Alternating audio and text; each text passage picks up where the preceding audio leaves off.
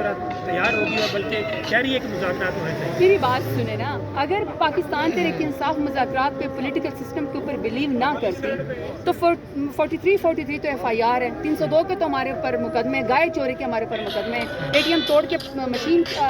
سے پیسے چوری کرنے کے مقدمے، اور تو اور کہ ہم نے کوئی پتہ نہیں رانا ثناء اللہ کے گھر کے اوپر پیٹرول بم سے جو ہے وہ حملہ کر دیا۔ اس کے باوجود اگر پاکستان تحریک انصاف یہاں پہ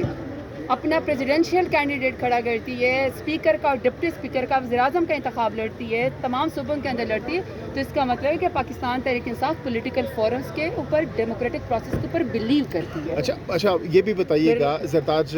کہ کون سے پی ٹی آئی رہنماؤں کو لینا چاہیے، کیونکہ اس وقت یہ بحث چھڑی ہوئی ہے، بہت سے وہ لوگ جو کہ مشکل وقت میں میری رائے کی اہمیت نہیں ہے، میری یہ اہمیت ہے کہ میں خان صاحب کے نام پہ اوپر ووٹ لے کر آئی ہوں، میرا اسی پارٹی میں جینا مرنا ہے، کس کو پارٹی کے اندر واپس آنا چاہیے اس کا فیصلہ سول پروگیٹو خان صاحب کے پاس ہونا چاہیے۔ جہاں تک ہماری بات ہے، میں کسی کے بارے میں سویپنگ اسٹیٹمنٹ نہیں دے سکتی کہ مجھے نہیں پتا کون کس حالات سے بیچارہ دوچار ہوا ہے۔ البتہ میں اپنا آپ کو بتا سکتی ہوں کہ ہم بھی بچوں والے تھے، ہمارے بھی گھر تھے، ہمارے بھی گھر توڑے گئے، ہمارے اوپر بھی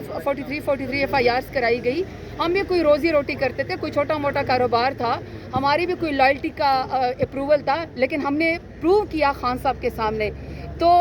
اب جب وہ آئیں گے، اب مجھے نہیں پتا کہ ان کا سٹیٹس کیا ہوگا اور ہمارا سٹیٹس کیا ہوگا، یہ ایک بڑی ڈیبیٹ ہے، لیکن اس سے ایک بات ثابت ہو گئی ہے کہ جو چھوڑ کے چلے گئے ان کو بھی پتا چل گیا کہ پاکستان تحریک انصاف کے علاوہ کسی کا کوئی ووٹ ہی نہیں ہے۔ جو کہتے تھے نا ہم خان صاحب کو بنانے والے ہیں، پتا چلا وہ تو خود ہی غرق ہو گئے ان کی سیاست۔ تو جب خان صاحب کے بغیر ان کی سیاست بھی غرق ہو گئی، خان صاحب کے بغیر ان کا کوئی نام نشان لینے والا بھی نہیں ہے، تو پھر ان تمام لوگوں کو سوچنا چاہیے جو کہتے تھے کہ خان صاحب کی سیاست بھی ختم ہے، پارٹی بھی ختم ہے۔ اس کا مطلب ہے کہ آپ مائنس کریں گے، خان صاحب پلس ہوتے جائیں گے، عوام پلس کرتی ہے۔ فیصلہ تو خان صاحب کریں گے، لیکن چانسز کس کس کے نظر آتے ہیں آپ کو؟ میں کوئی نجومی تھوڑی نہ ہوں، مجھے اتنا پتا کہ جس کا ظلم ہوا ہے اس کو نہ کوئی معافی دے دینی چاہیے، جس کا ظلم ہوا ہے۔ اللہ حافظ، تھینک یو۔